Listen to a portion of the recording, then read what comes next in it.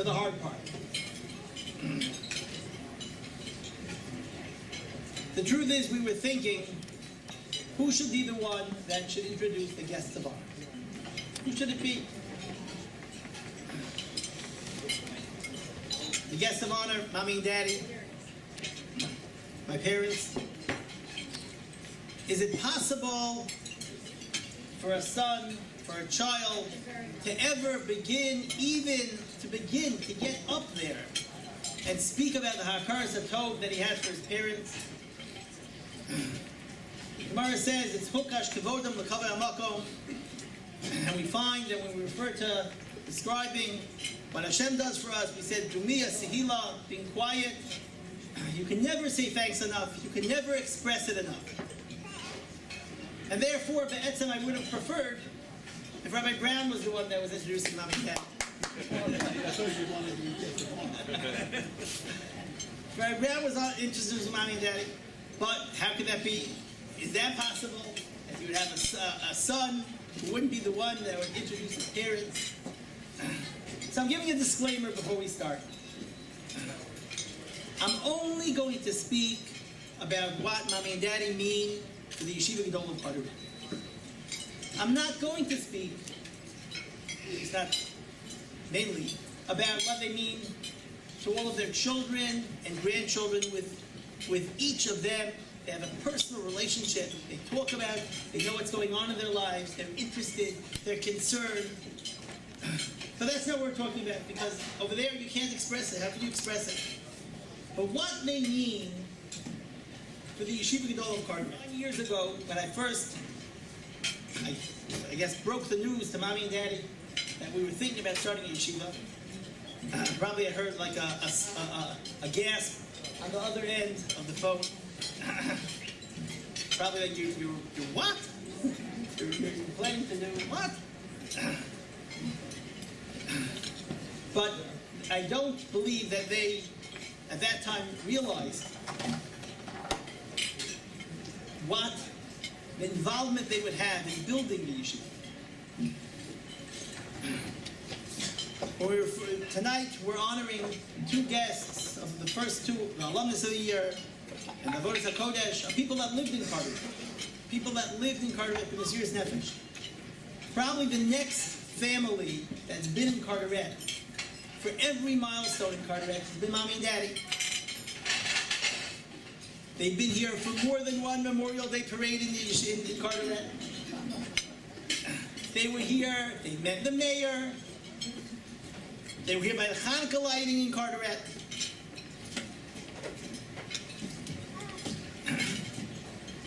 Constantly, after an off Shabbos, when I call up to say where you were back in Carteret, okay, when are the Bachrim coming back? Are all the Bachrim coming back? Are they back yet? How many Bachrim do you have for next month?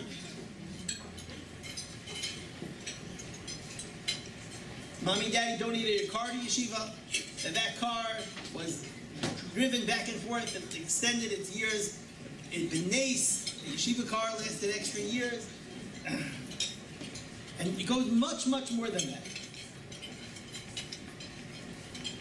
One of our honorees, the alumnus of the year, Dove, when he lived in Carteret, he lived in a house that Mommy and Daddy were instrumental in helping us purchase.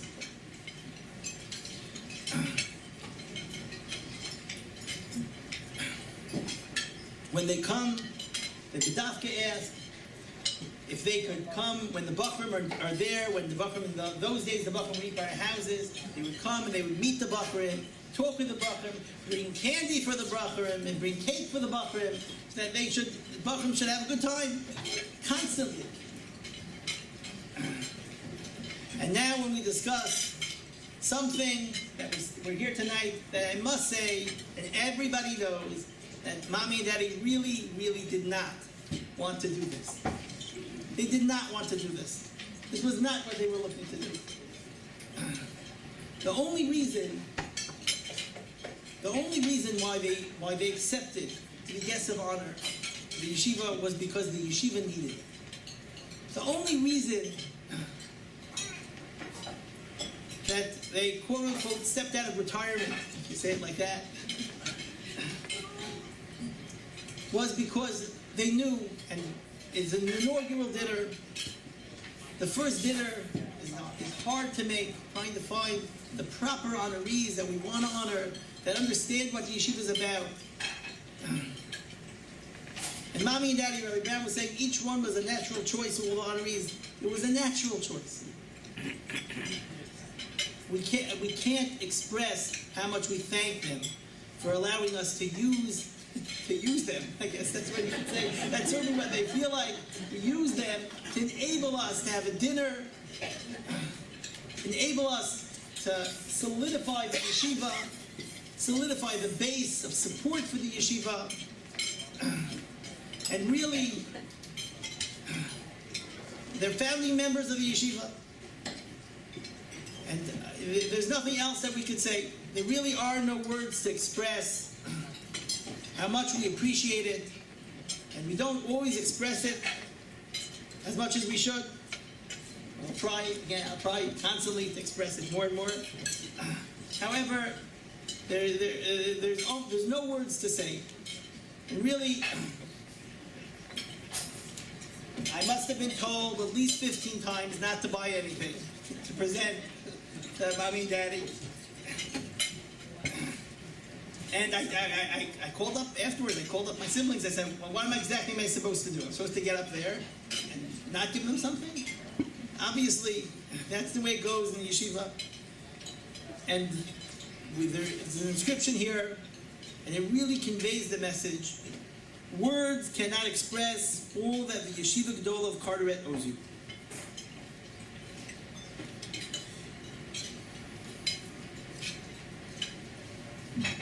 May you continue to have nachas from the yeshiva and from your entire family. I may have answered. Amen.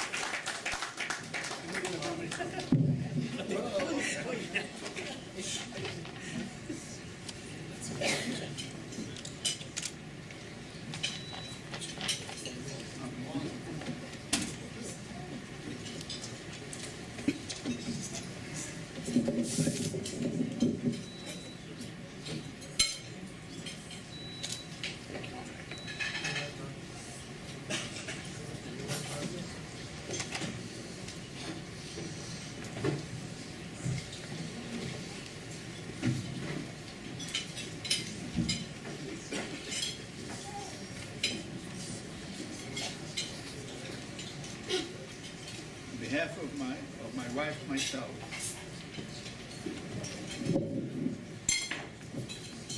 we were happy, we are very happy that we were given this privilege to be able to help this unique yeshiva,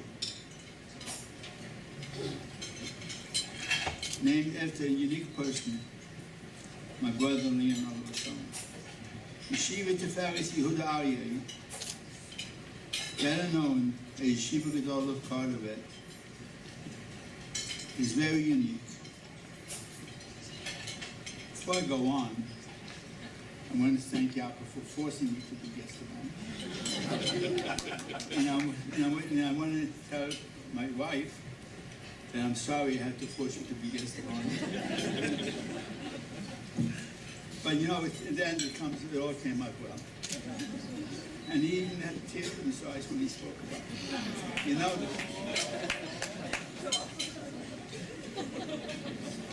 and besides, everybody really spoke about the things I was going to speak. So, Yeshiva has been in existence for nearly 9 years.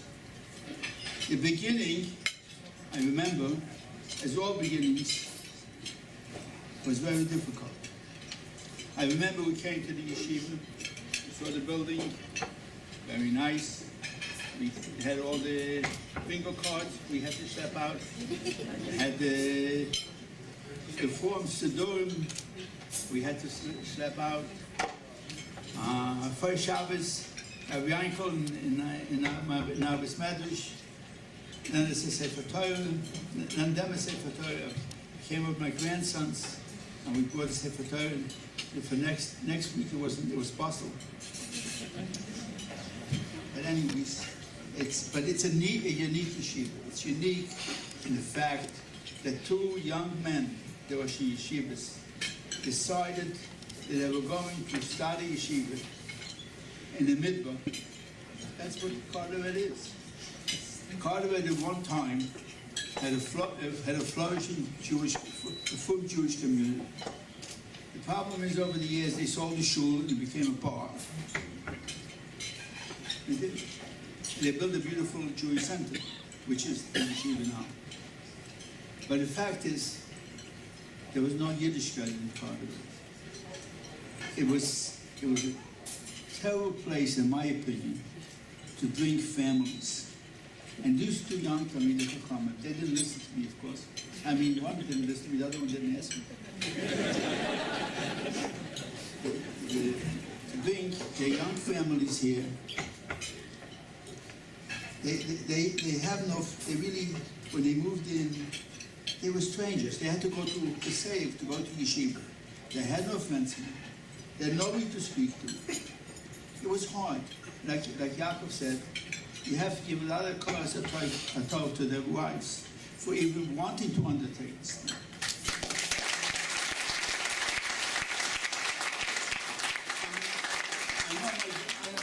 I don't know what Mrs. Brown does, but I know my daughter-in-law, for years she used to cook for the Bacharim. They used to come to their house for Shabbos, and they used to cook to Rabbi Brown to his house for Shabbos. It was a difficult situation, but they made the best of it. And they've been in existence for such a long time. They have accomplished tremendous amount. They have Talmidim who come back to them all the time. Yaakov tells my wife, says, I'm going to be Masada Kedushin. I remember when he had to be Masada Kedushin, Kitov was in business at that time. I bought like 8 Sfarim. You should know what to do when you go to be Masada Kedushin. I said, why don't you ask somebody? It's much cheaper. It's always my pleasure when he does this. When he tells me, then he always says, not all the time, but he always tells my wife, we're making Sheva Brachos for this Bachar, we're making Sheva Brachos for this Bachar. It's just wonderful. We've had 2 Achnasa Sefer Torah, two Achnasa Sefer Torah. All the Goyim were looking out their windows. What is going on here? If Solomon from Lakewood came, they had Talmidei Chachamim come and give shiurim here for the Bachar.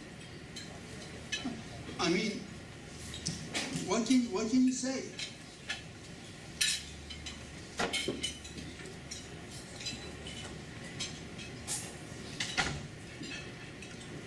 Anyways, at the beginning, when Yaakov, the Rosh Yeshiva Yaakov, he came, he said, we're moving to Carteret. He told me there may be Oceanside, maybe this, maybe that. Well, the other places had $1 million. I said, Carteret, what is Carteret? And I found it was exit 12 of the New Jersey Turnpike. But I want to tell you something. Over the years, Carteret has grown. They've grown in a way that other mechanics, kids who graduate high school, when they ask their rabbis or their principals, what would be a good yeshiva to go to? And a lot of them say Carteret. You know why? Because you come to Carteret, you come to learn. You can't hang out at Carteret. There's no place to hang out. Where are you going to go? You're going to go to the warehouses that sell Shabbos? What's not to do? You have no choice. You have to sit and learn. Like one speaker said, everybody who comes to Yeshiva becomes a Talmid Chacham. And the Rosh Yeshivas have grown. I know my son Yaakov, he has become so caring for the Talmidim.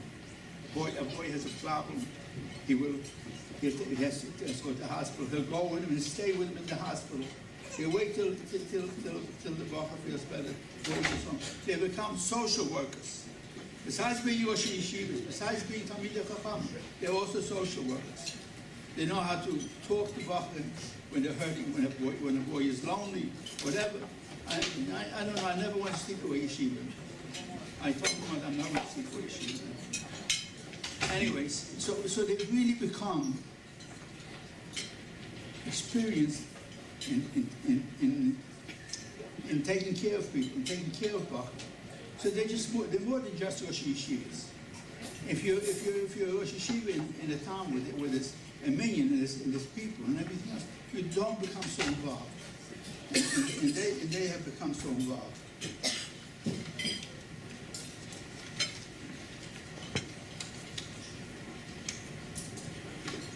Anyways, the Rosh Yeshivas have, I don't know if they still do, but they still have it. All the Bachar would come and eat with the Rosh Yeshivas. Every second, I should go like this, cut it short. I'm too low, too loud, too high. Anyways, the Bachar would come the Bachar who were here for Shabbos would come and eat with the Rosh Yeshivas. Every Shalosh Shudas, one of the Rosh Yeshivas would come to the Beis Medrash where we eat Shalosh Shudas. He would give it to our Torah. He would talk to them. I mean, they were really part and parcel together with the Bachar. So there's really there's really not much more I can say, except I really want to thank you for forcing me to do this. I want to thank my wife for our Shalom Bayis took a big hit. All of the friends is straightened out, and she talked to me on the way here, so it's not bad. You know, in the davening every day, since I daven Nusach Sfar, you only see people daven Nusach Hashim, you only a Shabbos. It says, Amar Rebbe Lazar, Amar Rebbe Chanina, Tamid Chachamim, Ma'abin Shalom B'Olam, Shenema, Chol B'nayich, Limudei Hem, V'rov Shalom B'Noyich, Atika B'Noyich, Elo B'Noyich. You see here that they are building. It takes time. I guess Lakewood wasn't built in a very short time. Someday we're going to look back and say, look at Carteret. Can't get an apartment here. So, and then I'm going to be able to say if I'm still here, I was the first guest of honor.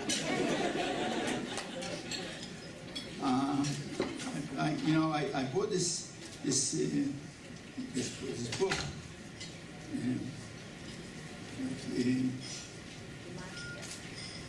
You know, when you have a senior moment, you have to write everything down. A book of Gematrias. So I was trying to figure out how can I use it. Usually when I go to a chassan of one of my grandchildren, I use the Gematrias, put the names together. So I took Yeshiva Tiferes Yehuda Aryeh. Yeshiva Tiferes Yehuda Aryeh comes out to 1653. And I went to 1653 in my book. I have two books, it's a double book. It's a set of two books. And it says, it says a lot of things to say, so I took three. The first one is, Tov Yiras Hashemayim V'Yiras Chet.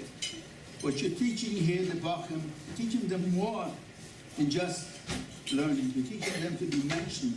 They should have Yiras Hashemayim V'Yiras Chet. They should always be close to Kosh Baruch. Then the second one says, may God says, through your work, through the people who support you, Mashiach the trainer will come, and hey, over your men, not from Yaakov, even from you, Azriel. Thank you very much for listening.